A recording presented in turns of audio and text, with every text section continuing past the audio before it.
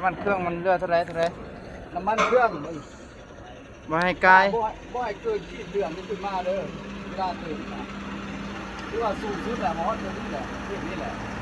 ถ้ามาตรฐานนี่เด้คือประมาณครึ่งนี่แหละดีที่สุดมันคือสองมาของเนี่ย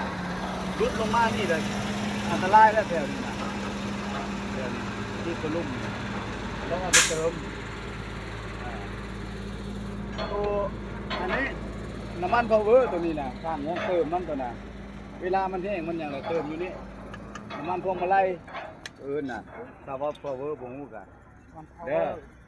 ต้องใส่อยู่หั่นโมเมนต์ได้ไปเติมหม้องอื่นได้อันนี้ทอเทอร์โบมันนี่ตัวนี้แหละแพงมันแพงเทอร์โบตัวนี้แหละแพงหม้อน้ำมันน่ะนี่หม้อน้ำมันสิเติมอยู่พุ่นบ่มีหม้องเติมอยู่นี่ระวังให้ดีๆนะครับรถไอ้แพงตัวนี้นะถ้าเกิดมันตามมันจะมีหัวเลยรถบ่มีแห้งเลยเด็กคือเปลี่ยนเอาเลยอย่างเดียวนี่มีหูมีอย่างไรเรียบร้อยรถเลยแล่นขึ้นค่อยนักๆเลยไปบ่ได้อ้าวอันนี้ตุ๊กตาตัวนี้ตุ๊กตาครับอันนี้สลักแนบตัวนี้เราก็เอิ้นหูแนบเนี่ยเห็นบอกตัวนี้มันจะเป็นกลมๆเลย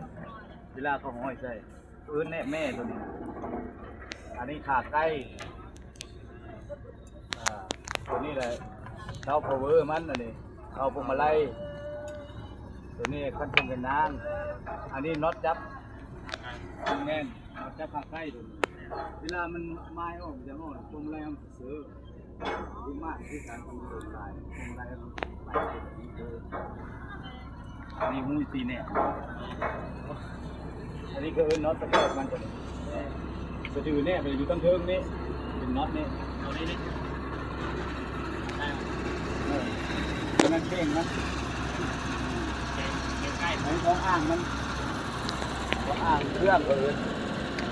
ระวังเลยตัวนี้เป็นตามอันตามมีแตกเลย